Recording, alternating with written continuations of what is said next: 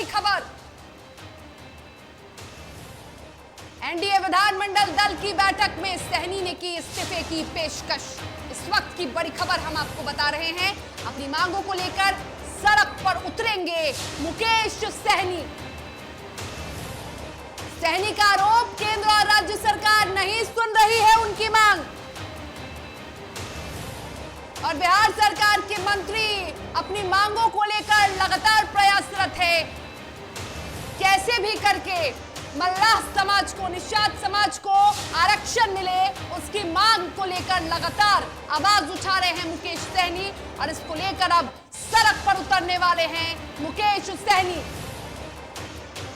तो सहनी ने आरोप लगाया है कि केंद्र और राज्य सरकार उनकी बातें नहीं सुन रही है, उनकी मांगों को नहीं सुन रही है और ऐसे में उन्होंने ये भी कह दिया है कि कई बड़े नेताओं को मेरी मांगे चुभती हैं।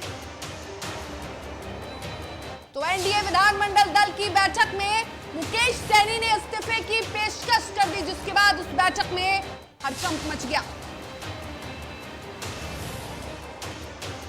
सहनी ने आरोप लगाया है केंद्र और राज्य सरकार उनकी मांगों को नहीं सुन रही है और यदि मांगों को नहीं सुना गया तो हम सड़क पर उतरेंगे।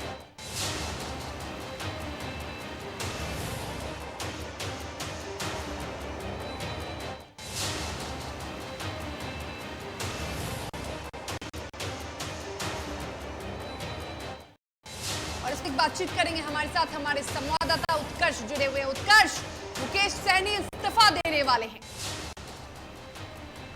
जी बिल्कुल शर्मिला, देखिए जिस तरीके से बीते दिन एनडीए के विधायक दल की बैठक हुई है उसमें कई मुद्दों को लेकर एनडीए और मुकेश सहनी में बात नहीं बन रही है। हम एनडीए की बात इसलिए कर रहे हैं कि एनडीए में और 3 घटक दल हैं। एक तरफ जेडीयू है, बीजेपी है और हिंदुस्तानी अवाम मोर्चा भी है। इन तमाम मुद्दों, कई मुद्दे हैं जो इन तीनों पार्टियों के साथ यूं कह सकते हैं कि मुकेश सहनी का आपसी कलह जो है वो दिखने को मिल रहा है, क्योंकि कई बार है जो मुकेश सहनी ने अपनी कई मुद्दे जो हैं वो एनडीए के घटक दलों के सामने रखे हैं, लेकिन उनकी बात है कोई नहीं सुन रहा।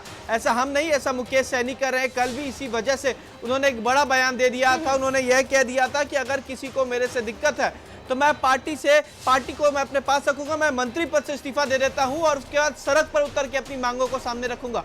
दरअसल जब उनसे मांग पूछी गई है आज, तो उन्होंने साफ तौर पर कहा है कि जब हम लोगों को आरक्षण की बातें सामने आई है, हम लोगों को आरक्षण मिलने की 30% आरक्षण की मांग सामने आई है, तो कई ऐसे एनडीए के नेता हैं जिन्हें ये बातें चुभ रही है। हालांकि उन्होंने नाम नहीं बताया, लेकिन उन्होंने इशारा कर दिया है कि एनडीए के ही कई नेता हैं जिन्हें वो मांग नहीं सही लग रही है, वो मांग चुभ रही है। इन तमाम बातों को लेकर वो एनडीए का एक बैठक बुलाना चाहते हैं जिसमें एनडीए के शीर्ष नेतृत्व हो, यानी कि मुख्यमंत्री नीतीश कुमार हो, तो बीजेपी के तरफ से कोई वरिष्ठ नेता हो, यही नेता हो जिनके सामने मुकेश सहनी अपनी बातें रख सके।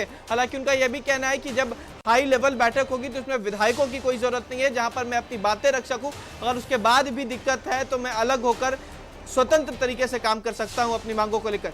शर्मिला, एक तरफ मुकेश सहनी यहां पर मोर्चा खोलने की तैयारी कर रहे हैं। मुकेश सहनी ये भी कह रहे हैं कि एनडीए में कुछ नहीं हुआ है, एनडीए में सब कुछ ऑलवेज वेल है। तो दूसरी ओर मुकेश सहनी उत्तर प्रदेश में बीजेपी के खिलाफ मोर्चा खोल रहे हैं। क्या रणनीति बना रहे हैं मुकेश सहनी?